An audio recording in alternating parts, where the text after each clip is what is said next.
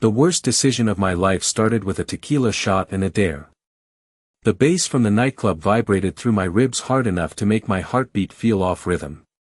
Blue and red lights flashed across the crowded bar like police sirens trapped underwater, painting strangers in colors that made everyone look dangerous or beautiful depending on the angle. Usually, Friday nights at Viper Lounge felt fun. Loud. Careless.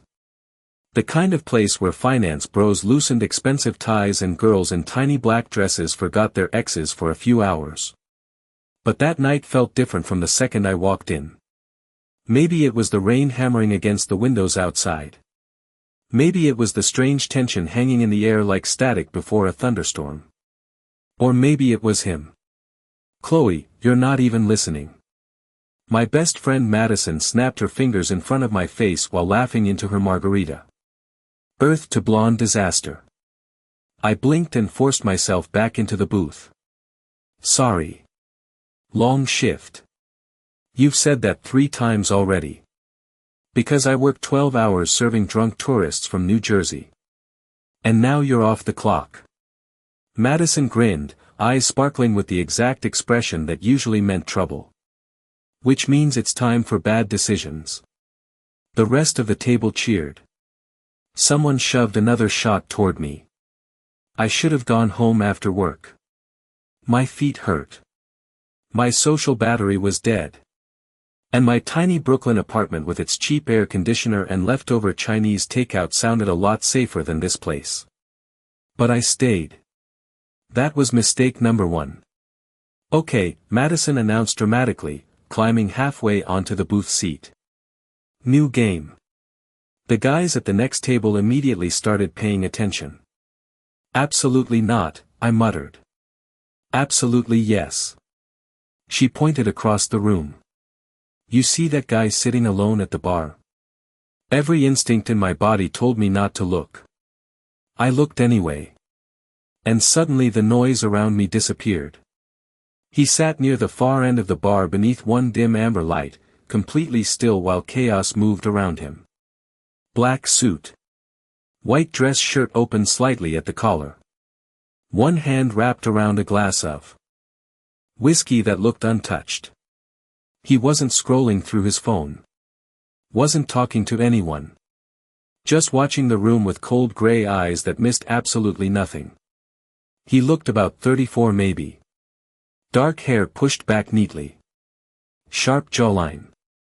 Expensive watch catching flashes of neon light every few seconds.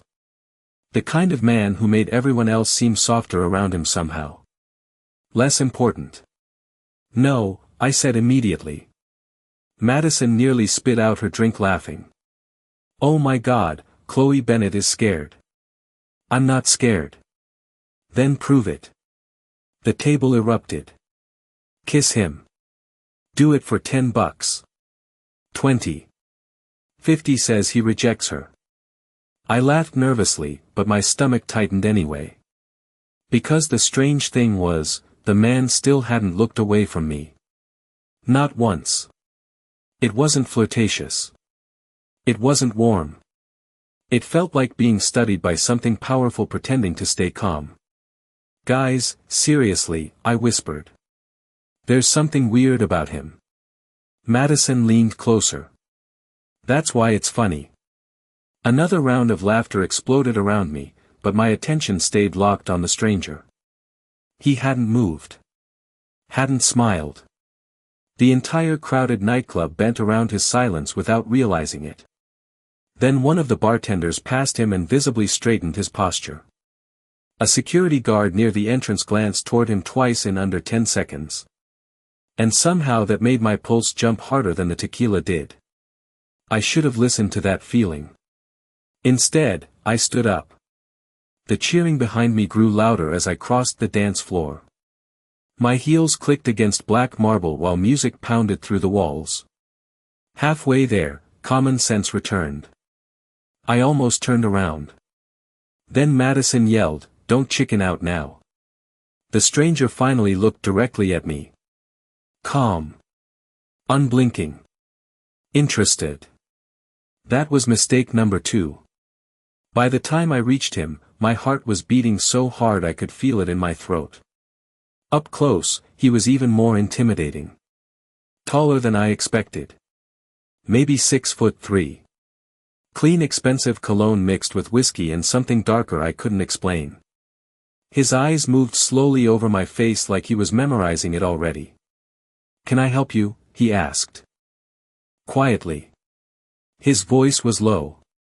Controlled. Dangerous in a way I couldn't define. I smiled before fear could stop me. Then I grabbed the front of his jacket lightly, leaned down, and kissed him. The nightclub went silent. Not quieter. Silent. And when I pulled back, I realized something terrifying. Every man around him had reached for the inside of their jackets at the exact same time. For one impossible second, nobody moved. The music still played somewhere behind me, bass vibrating through the floor beneath my heels, but it sounded distant now. Muffled. Like my brain had shoved the entire nightclub underwater. The stranger stared at me without blinking. One hand still wrapped around his whiskey glass. The other resting calmly against the bar while at least 4 men around him shifted positions at once. I saw dark suits. Sharp shoulders. Cold expressions. And hands disappearing inside jackets before the man lifted one finger slightly. They stopped immediately. My stomach dropped so fast it felt physical. Oh God. Oh God, Chloe, what did you just do? The stranger finally tilted his head a fraction. Not angry. Somehow that felt worse. Interesting, he said quietly. His voice cut through the noise around us like a blade wrapped in velvet. I opened my mouth. Nothing came out. Up close, his eyes looked even colder than before. Gray with hints of steel blue beneath the amber bar lights. The kind of eyes that belonged to someone who had seen too much and trusted nobody.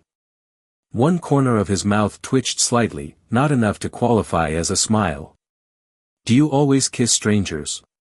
My pulse hammered against my ribs. "Only on Fridays." I do not know why I said that. Probably because panic had officially disconnected my brain from reality. One of the men beside him muttered something under his breath in Italian. Another scanned the room slowly like he expected trouble to explode at any second. Meanwhile I stood there still gripping the stranger's suit jacket lightly like an idiot who wanted to die in designer heels. The stranger glanced down at my hand. Then back to my face. "That was brave," he said. "Or stupid. Honestly, probably both." Silence again. Thick. Heavy. Dangerous. Around us, people pretended not to stare while absolutely staring. The bartender at the far end suddenly became very interested in polishing the same glass for the 10th time. Even Madison looked pale now back at the booth. Good. She deserved emotional suffering for this. I forced a nervous laugh and finally stepped back. Well. Happy Friday. I turned to leave. His voice stopped me instantly. "What is your name?" Every survival instinct screamed at me not to answer. I looked over my shoulder anyway. Big mistake.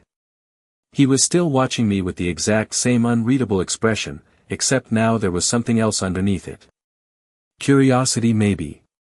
Possession. I could not tell which scared me more. Chloe. Chloe. The way he repeated my name made heat crawl up my spine. Slow. Deliberate. Like he was testing how it sounded. "I am Adrian. Not nice to meet you. Not hello. Just Adrian." Like the entire world should already know who he was. Another uncomfortable silence stretched between us before one of the suited men leaned toward him carefully. "Sir," he murmured. Adrian never looked away from me. Later. The man immediately stepped back. My throat went dry. Nobody talked to him twice. Nobody argued. The realization settled into my chest piece by piece while cold fear started replacing the tequila buzz completely. Whoever Adrian was, people obeyed him. Automatically. Instantly. I managed a shaky smile. Okay then. I should probably go before I accidentally start another international incident. To my surprise, Adrian actually exhaled softly through his nose. The closest thing to amusement I had seen from him all night. You think this is funny? I think if I stop joking, I might pass out. That earned me another long look. Slow enough to make me hyper-aware of every breath I took. Then Adrian leaned slightly closer, lowering his voice. You are not afraid of me yet. Yet. The word wrapped around my spine like ice.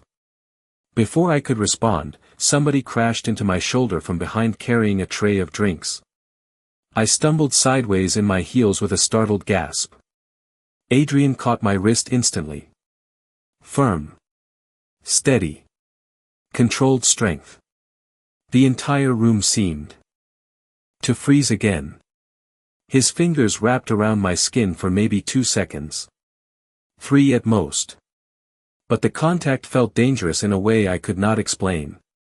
Warm whiskey. Expensive cologne. Gray eyes locked onto mine while the world disappeared around us. Then he released me slowly. Careful, Chloe. The way he said my name sounded less like concern and more like a warning. And that was the exact moment I noticed the small black SUVs parked outside the nightclub windows in the pouring rain. The rain outside had gotten heavier by the time I made it back to our booth. Water streaked down the giant front windows of Viper Lounge while thunder rolled faintly over Manhattan somewhere in the distance. Inside, the music slowly came back to life, conversations restarting in nervous waves like the entire nightclub had collectively remembered how to breathe again. Madison grabbed my arm the second I sat down. Chloe, what the hell was that? A terrible life choice. No, seriously. Her voice dropped lower. Do you even know who that is? I glanced back toward the bar automatically. Adrian had returned to his whiskey like nothing happened, but the atmosphere around him felt sharper now. Tighter.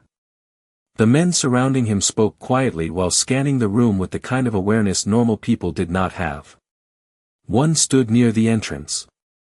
Another near the hallway leading toward the private rooms upstairs. Security. Not friends. Definitely not accountants. Some rich guy with anger issues. I guessed weakly. Nobody laughed. My stomach twisted. Madison exchanged a quick look with Tyler, her boyfriend, before leaning closer across the table. That is Adrian Moretti. The name meant absolutely nothing to me for exactly 2 seconds. Then Tyler muttered, "You have got to be kidding me." Another guy at the table immediately lowered his voice. "Dude, keep it down." Suddenly everybody looked uncomfortable.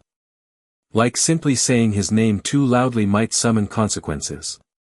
Okay, I said slowly. Why does everyone look like they just saw a ghost?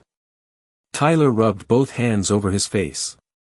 Because Moretti basically owns half the city. That is dramatic. No, Madison whispered. It is. Not. A cold feeling crept into my chest while thunder rattled the windows again. What does he do? Nobody answered immediately. That scared me more than if they had. Finally Tyler leaned closer. Officially. Real estate. Nightclubs. Import businesses. And unofficially. Silence again. Then Madison gave me the look people use before telling someone terrible news gently. Chloe, he is Mafia. I laughed automatically. Loud enough that 2 nearby tables looked over. Oh my God. Stop. What is this, a Netflix series? Nobody joined in. Tyler pulled out his phone and turned the screen toward me. A news article filled the display beneath a picture of Adrian stepping out of a black SUV in a charcoal suit while cameras flashed around him. Businessman Adrian Moretti acquitted in federal investigation. Another headline below it mentioned organized crime allegations. Another mentioned witnesses refusing to testify. Another called him the king of Manhattan's underground empire. My mouth went dry. That has to be fake. It is not fake, Tyler said quietly. People are terrified of him. Across the room, Adrian suddenly looked up from his whiskey. Directly at me. Even from 40 feet away, the intensity of that gaze hit like physical pressure. I looked away first. Big mistake. Because now my heartbeat would not slow down. I kissed a mafia boss, I whispered to myself. Madison immediately grabbed my wrist. Do not say it so loud. Why is everybody acting like he is Voldemort? Because people who cross him disappear from New York social circles overnight. That sounds illegal. Tyler snorted nervously. I do not think illegal bothers him much. I looked back toward the bar again before I could stop myself. Adrian still watched me calmly over the rim of his glass. No smile. No anger. Somehow that was worse. If he had looked furious, I could have apologized and left. But this? This felt like being noticed by something patient. Something powerful enough that it never needed to raise its voice. One of the suited men leaned down toward him again. Adrian barely acknowledged him. His eyes stayed on me. Then he said something quietly without looking away. The man immediately turned and headed toward the exit. A strange chill crawled over my skin. Okay, I said, standing too quickly. I am leaving. Madison blinked. Right now? Immediately. Possibly forever. I grabbed my purse with shaking hands while thunder boomed outside again. The second I stood, Adrian finally looked away. Somehow that felt even more terrifying than the staring. Like he already knew I was not actually escaping anything. And as I hurried toward the exit beneath the flashing neon lights, I could not shake the horrible feeling that the night was not ending. It was starting. By the time I stepped outside Viper Lounge, Manhattan looked like a city drowning in diamonds and rain. Water poured down the sidewalks in silver streams beneath neon reflections while yellow taxi lights blurred across wet pavement like smudged paint. The cold air hit my face hard enough to cut through the tequila haze instantly. Good. I needed reality. Unfortunately, reality currently involved the fact that I had kissed a man allegedly connected to organized crime in front of half a nightclub. Fantastic work, Chloe, I muttered while hurrying beneath the awning. Really strong survival instincts tonight. My rideshare app showed 12 minutes away. Of course it did. Thunder rumbled overhead again while people crowded beneath umbrellas outside the club entrance laughing, smoking, shouting over the rain. I wrapped my arms around myself and tried very hard not to look toward the row of black SUVs parked along the curb. Tried. Failed immediately. One of them still sat directly in front of the nightclub. Engine running. Tinted windows black as mirrors beneath the streetlights. The same SUV I had noticed earlier. My pulse jumped. Do not panic. Rich people have SUVs. Mafia bosses probably have even more SUVs. Completely normal. Then the rear passenger door opened. Every muscle in my body locked instantly. Adrian stepped onto the sidewalk like the storm belonged to him. Rain slid across the shoulders of his black coat while one of the suited men moved to hold an umbrella over him. Adrian ignored it completely. He looked calm. Expensive. Untouchable. Like the city bent around him instead of the other way around. I ducked my head immediately, pretending to become deeply fascinated by my phone screen. Maybe if I acted natural, he would leave. Maybe he had already forgotten me. Maybe, you are leaving early. His voice appeared beside me before I even heard footsteps. I looked up too fast. Big mistake. Up close, Adrian somehow seemed even larger outside the nightclub. Sharper somehow beneath the rain and city lights. His dark hair looked slightly damp now, one strand falling loose near his forehead. It made him look almost human for about half a second. Then those gray eyes locked onto mine again. Not human anymore. Dangerous. Controlled. I have work tomorrow, I said carefully. Responsible adult activities. At 1:30 in the morning. America runs on poor decisions and iced coffee. For one impossible moment, I thought I saw amusement flicker across his face again. Tiny. Gone instantly. Behind him, the suited men stayed several feet away, pretending not to watch us while obviously watching everything. Your friends seem concerned, Adrian said quietly. I glanced through the club windows. Madison stood frozen near the entrance staring at me like I was moments away from being kidnapped by a billionaire vampire. Honestly, fair reaction. They watch too many crime documentaries, I replied weakly. Adrian studied me for a long second while rain hammered against the awning above us. The city noise around us faded strangely every time he looked directly at me. Like my nervous system stopped functioning correctly. And you? He asked. Are you concerned? The honest answer sat right in my throat. Terrified. Curious. Confused. Weirdly unable to walk away. Instead I forced a shrug. I think I made your security team very uncomfortable.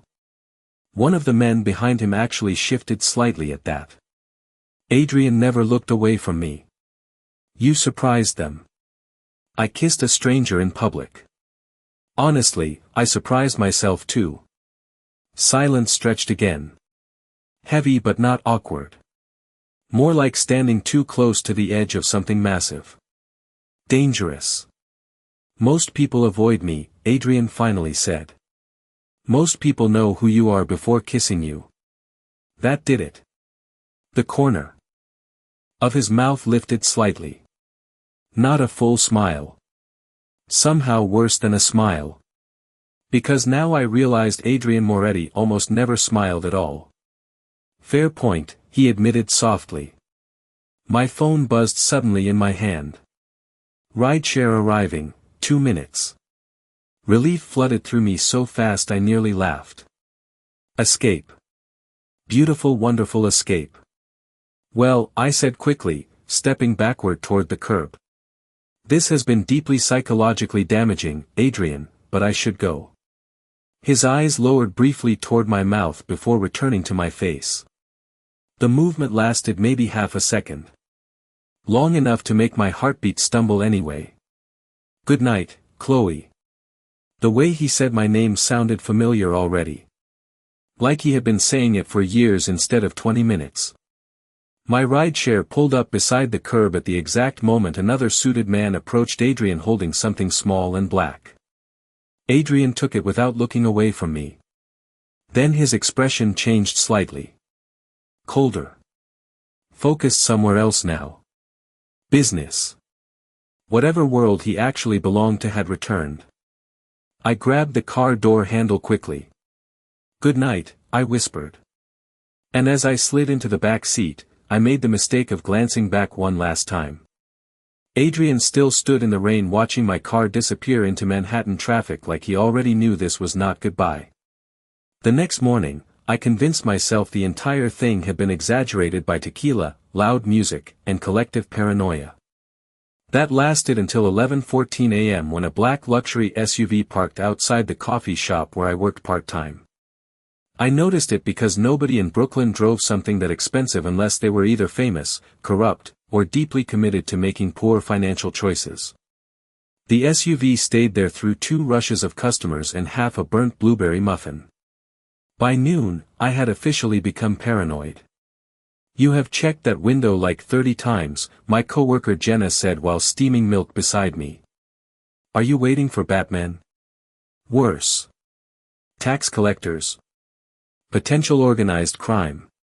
Jenna stared at me for a full second before bursting into laughter. Okay, now I definitely need details. I almost told her. Then I remembered every terrified face inside Viper Lounge the night before. Instead I shook my head and handed out another caramel latte with forced professionalism. Forget it. The bell above the cafe door chimed softly. Cold air rushed inside carrying the smell of rain and expensive cologne. My entire body froze before I even looked up. Adrian walked into the coffee shop like he had stepped out of another universe entirely. Dark charcoal coat. Black gloves. Calm gray eyes scanning the room once before landing directly on me behind the counter. Every sound around me suddenly felt too loud. The espresso machine hissed sharply. Cups clinked together. Somewhere near the window somebody laughed at a podcast. Meanwhile my pulse slammed hard enough to make my hands shake around the paper cup I was holding. Jenna leaned toward me slowly. "Okay," she whispered. "That man definitely kills people for a living.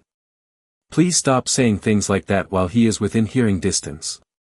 Adrian approached the counter with smooth unhurried movements while two suited men remained near the entrance pretending to examine bottled water refrigerators. Nobody in this cafe was fooled. "Good morning, Chloe." The fact that he remembered my name should not have affected me that much. Unfortunately it did. "How did you find where I work?" His expression barely changed. New York is not that large. It is literally one of the biggest cities in the country. One corner of his mouth shifted slightly again. "Tiny. Dangerous." "Coffee," he said calmly. "Black." I stared at him. "That is your order?" "Yes." "You tracked me down across New York for plain black coffee?" "I already had coffee this morning." Jenna suddenly became deeply fascinated by cleaning the pastry display beside me while obviously listening to every word. I grabbed a cup before my brain completely short-circuited. "Right. Of course." My hands betrayed me by trembling slightly while I poured the coffee. Adrian noticed immediately. Of course he did. Men like him probably noticed everything. "You are nervous," he observed quietly. "You are standing in my workplace looking like the final boss in an action movie." "Final boss?"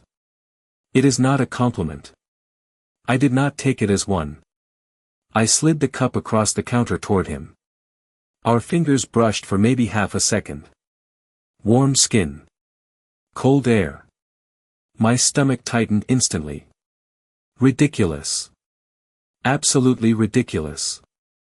Adrian looked down at the coffee cup. Then back at me. "You expected never to see me again." "Not a question." I crossed my arms carefully. "Honestly, I was hoping for witness protection levels of distance." To my horror, Jenna made a choking sound trying not to laugh. Adrian remained perfectly calm. "And yet here I am." "Yes. Like a very expensive haunting." For the first time, a real reaction flickered across his face. Brief amusement softening the coldness in his eyes before disappearing again. He reached into his coat slowly and placed something small on the counter between us. A matte black business card with silver lettering. Adrian Moretti. No title. No company name. Just a phone number beneath his name like he did not need further explanation. "If you ever need anything," he said quietly, "call." I looked at the card like it might explode. That feels ominous. It is practical.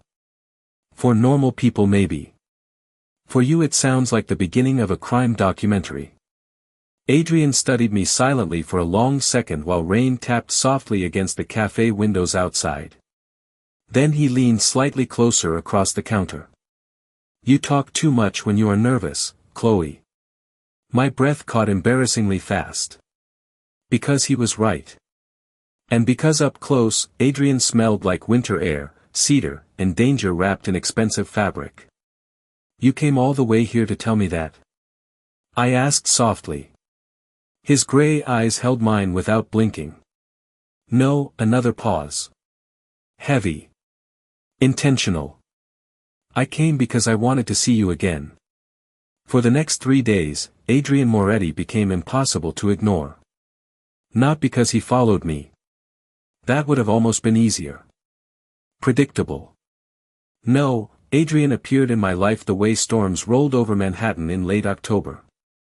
Quiet at first. Then suddenly everywhere. The first sign came Wednesday morning when my landlord stopped me outside my apartment building with the strangest expression on his face. "Miss Bennett," he said, adjusting his Yankees cap nervously. "I wanted to thank you again." I blinked.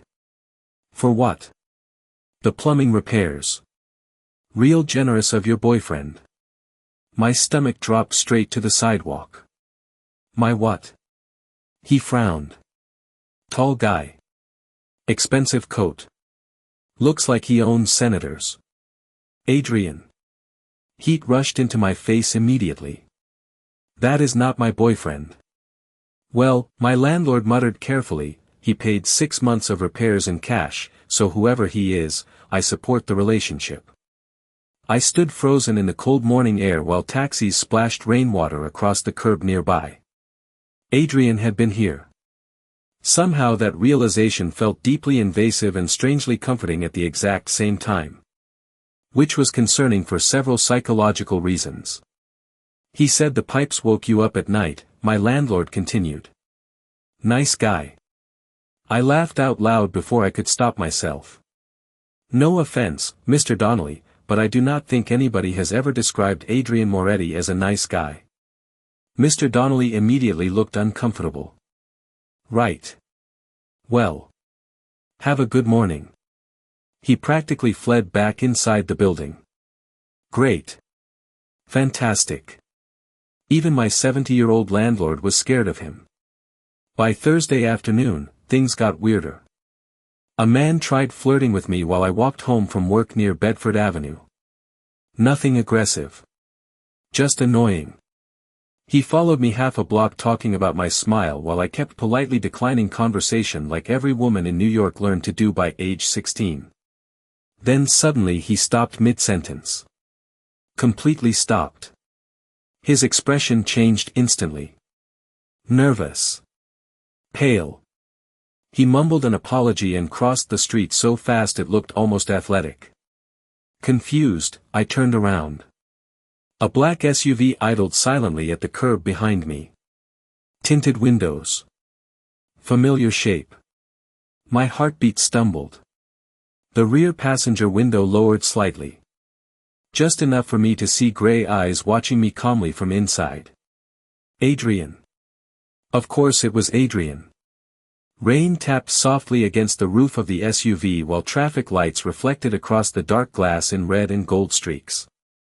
I marched toward the vehicle before common sense could intervene. "Are you seriously following me now?" Adrian sat perfectly composed inside the back seat wearing another dark suit that probably cost more than my monthly rent.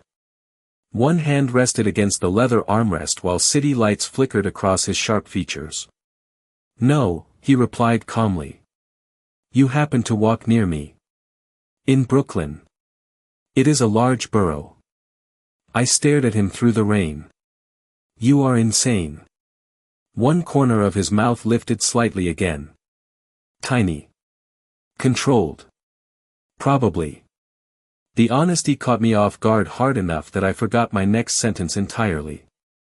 Adrian studied my face quietly from inside the SUV. "Get in." "Absolutely not. It is raining. This is how women end up in documentaries. You watch too much television. You literally look like the villain in expensive cologne commercials." A soft sound escaped him. Almost a laugh this time. My stomach did something deeply embarrassing in response.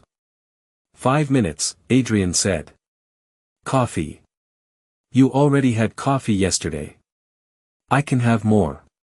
Thunder rolled faintly overhead while people hurried past us beneath umbrellas without noticing the strange standoff happening beside the curb. I should have walked away. I knew that. Every logical part of my brain screamed that accepting rides from alleged mafia bosses ranked extremely high on poor life decisions. Unfortunately, logic became harder to access whenever Adrian looked at me like that. Calm. Focused. Interested in ways I did not understand yet. 5 minutes, I repeated carefully. Public place. Of course. And if I end up kidnapped, I am haunting you forever. Adrian held my gaze for one long second before answering quietly, I do not think you understand, Chloe. My pulse quickened instantly. Understand what? Rain slid down the SUV windows in silver streaks while the city blurred around us. Adrian's expression softened just slightly. Enough to feel dangerous. If I wanted to keep you, he said calmly, you would already know. The inside of Adrian's SUV smelled like leather, cedar, and rain. Soft jazz played somewhere through hidden speakers while Manhattan traffic blurred outside the tinted windows in streaks of red and gold. I sat rigidly in the back seat beside a man allegedly connected to organized crime while trying very hard to pretend this qualified as normal Thursday behavior. It did not. Adrian sat across from me instead of beside me, which somehow felt more dangerous. More controlled. Like he understood exactly how intimidating his presence already was and deliberately gave me space anyway. You always look this nervous around luxury vehicles, he asked calmly as the SUV moved through Brooklyn traffic. Only the ones potentially owned by criminal masterminds. You think I am a criminal mastermind? I think you have the energy of someone who definitely knows how to hide a body. One of the men in the front seat made a choking sound that suspiciously resembled laughter before immediately coughing to hide it. Adrian's gray eyes never left mine. And yet you still got into the car. I blame poor judgment and emotional curiosity. The city lights reflected across his face while silence settled briefly between us. Comfortable silence this time somehow. Which was alarming. I should not have felt comfortable around Adrian Moretti. That alone suggested severe issues with my survival instincts. 10 minutes later, the SUV stopped outside a small Italian cafe tucked between a bookstore and a flower shop near the waterfront. Warm yellow light glowed through fogged windows while rain continued falling softly against the pavement outside. This place is still open? I asked. For me. Of course it was. Naturally, Mafia bosses had after-hours espresso privileges. A man in an apron opened the cafe door before we even reached it. The second he saw Adrian, his entire posture straightened respectfully. Good evening, Mr. Moretti. Adrian nodded once before gesturing for me to enter first. Inside smelled like coffee beans, fresh bread, and cinnamon. Quiet piano music floated through the nearly empty cafe while candlelight flickered softly against brick walls. It felt strangely warm compared to the cold storm outside. Safe even. Which made absolutely no sense. We sat near the back corner beside a rain-covered window overlooking the street. The owner himself brought coffee without asking for our orders. Adrian Black. Mine vanilla latte because. Apparently this terrifying man had somehow remembered what I ordered at Viper Lounge 3 nights ago. That is unsettling, I said carefully after the owner walked away. Adrian looked up from his espresso cup. What is? The remembering things.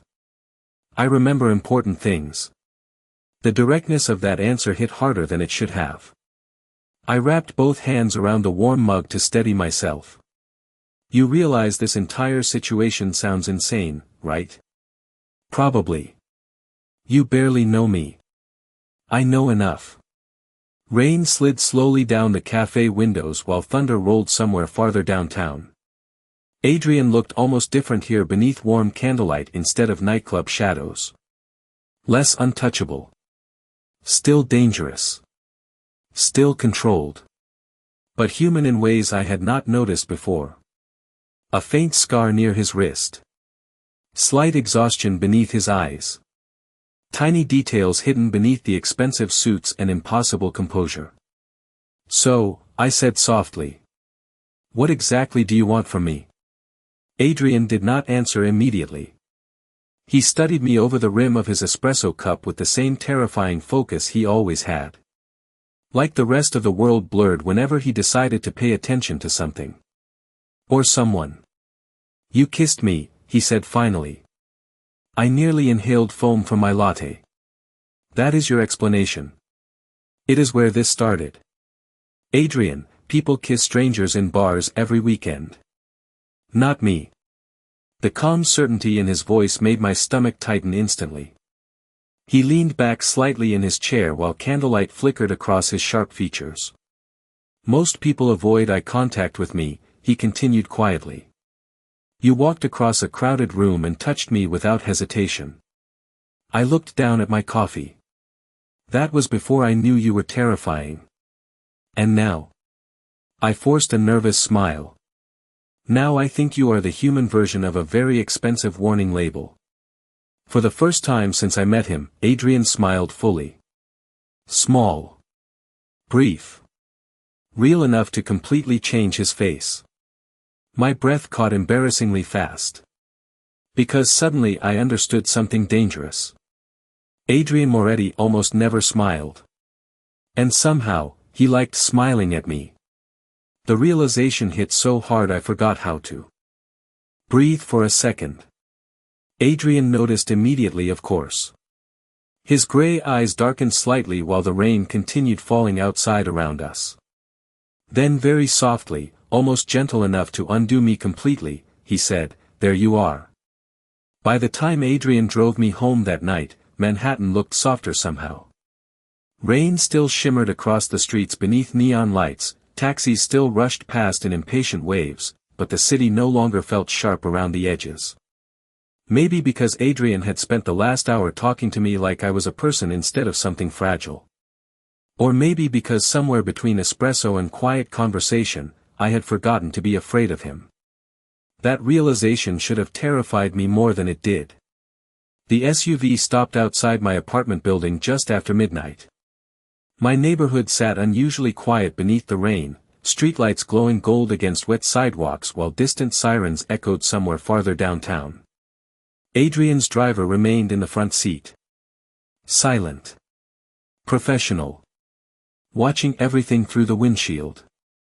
Adrian looked toward my building without speaking for a moment. You live alone. I tightened my grip on my purse instinctively. That sounds like a question women should never answer. Fair. His mouth twitched faintly again. Smart answer. I studied him carefully in the dim lighting inside the SUV. Do you always analyze people this much? Yes. That sounds exhausting. It is. The honesty in his voice caught me off guard again. Adrian rarely wasted words, but when he answered something honestly, the effect landed harder than expected. Like he had spent years surrounded by lies and no longer saw value in unnecessary ones. Outside, rain tapped steadily against the windows while silence settled between us again. Comfortable silence now. Dangerous comfortable. Thank you for the coffee, I said softly. Adrian turned his head slightly toward me. You are welcome. And for not kidnapping me. Chloe. The warning in his tone made warmth rush into my cheeks instantly. I am joking. You joke when you are nervous. You keep saying that like it is a medical condition. Maybe it is. I smiled despite myself. Adrian watched me quietly after that. Too quietly. Like he was memorizing the expression before it disappeared. Then his phone vibrated once against the leather seat beside him. The atmosphere inside the SUV changed instantly. Subtle but immediate. Adrian glanced at the screen and every trace of softness vanished from his face. Cold focus replaced it so smoothly it almost looked practiced. Professional. Dangerous. My stomach tightened. Everything okay? I asked carefully. Adrian locked his phone screen without answering right away. A situation requires attention. There it was again. That reminder that whatever existed between us happened alongside another world entirely. A darker one hidden beneath expensive suits and quiet restaurants. I should have asked questions. Instead I heard myself say, you do not have to explain things to me. Adrian's gray eyes lifted back to mine slowly. Something unreadable moved behind them for half a second. Most people demand explanations. Most people are probably smarter than me. Another tiny almost smile. Gone quickly. Outside the SUV, two black sedans suddenly pulled up behind us along the curb. Men in dark coats stepped out immediately, moving with the same sharp awareness as the guards at Viper Lounge. The atmosphere on the street shifted without a single raised voice. Controlled urgency. Adrian noticed me watching through the window. Do not be concerned. That sentence has literally never calmed anybody in human history. One of the men approached Adrian's side of the SUV and opened the door carefully. Rain and cold air rushed inside at once.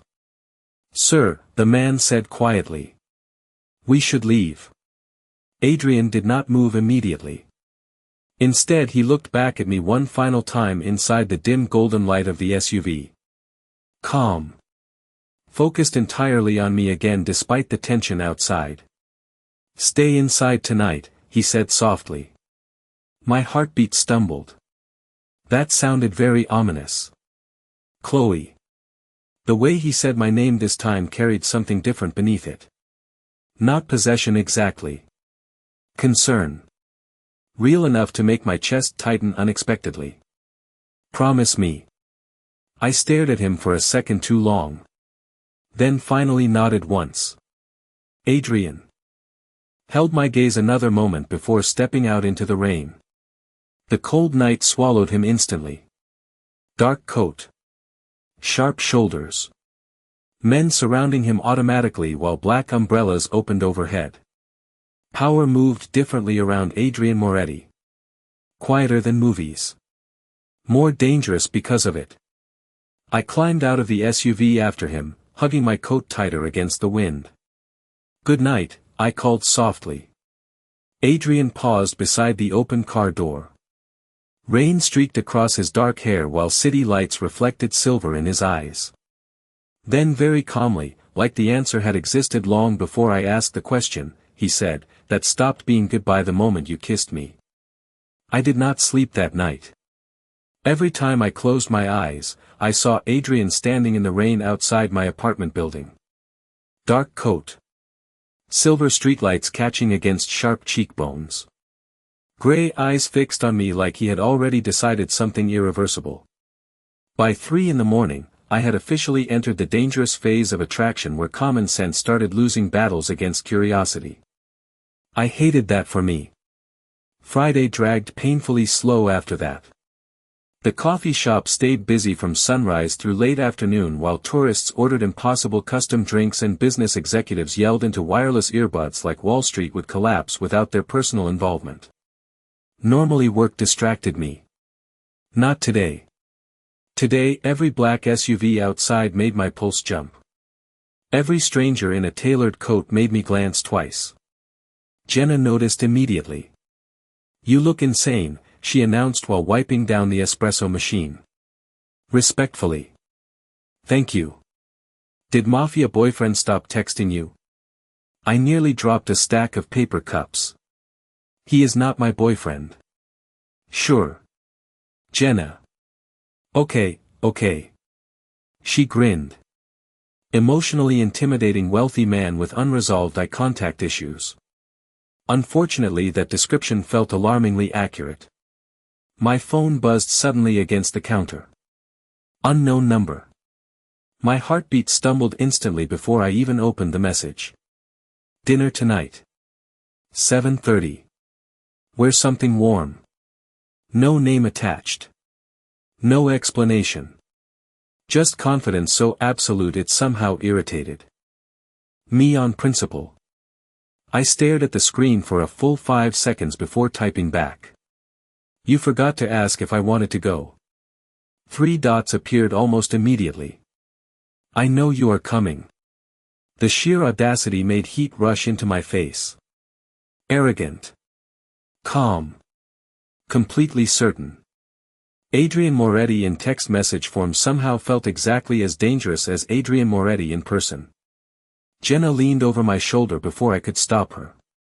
Oh my God. Invading privacy is illegal. That man texts like he owns countries. I shoved the phone into my pocket before she could read more. Unfortunately, my pulse had already betrayed me completely. Because despite everything logical screaming against it, I wanted to see him again too. By 7:25 that evening, I stood outside my apartment building in a cream-colored sweater dress and black coat, wondering when exactly my life had become a psychological thriller. Cold wind swept through Brooklyn while headlights reflected off damp pavement beneath the streetlights. Right on time, a familiar black SUV pulled smoothly to the curb. Of course it did. Adrian stepped out before the driver could open the door for him. Dark charcoal coat. Black gloves. Calm confidence wrapped around him like another layer of expensive fabric. He looked unfairly good standing beneath the city lights. "You came," he said softly. "You sounded dangerously confident about it. Was I wrong?" I opened my mouth. Closed it again. Adrian noticed immediately. His expression softened in that tiny, almost invisible way I was starting to recognize. Like every real emotion from him arrived carefully controlled beneath layers of restraint. "That is what I thought," he murmured. I should have argued. Instead, I let him open the SUV door for me like this was normal. Like I had not spent the entire week accidentally becoming emotionally attached to the most intimidating man in New York. The drive into Manhattan felt quieter tonight. More personal somehow. Jazz played softly again while rain misted across the windows in silver streaks. Adrian sat beside me this time instead of across from me, close enough that I could feel warmth radiating from him every time the car turned. Dangerous information for my nervous system. "Can I ask you something?" I said quietly after several minutes. Adrian glanced toward me immediately. "Anything." The sincerity in his voice hit harder than expected. I looked down at my hands briefly before meeting his eyes again. "Why me?" Silence settled between us while city lights flashed across his face in fragments of gold and shadow. Adrian studied me for a long moment like he was deciding how honest to be. Then finally he reached over slowly and adjusted the sleeve of my coat where rainwater had touched the fabric earlier. Gentle. Careful. The smallest touch imaginable. Somehow it completely ruined my heartbeat anyway. "Because everyone else fears me," he said quietly. His gray eyes held mine without wavering. "And you kissed me."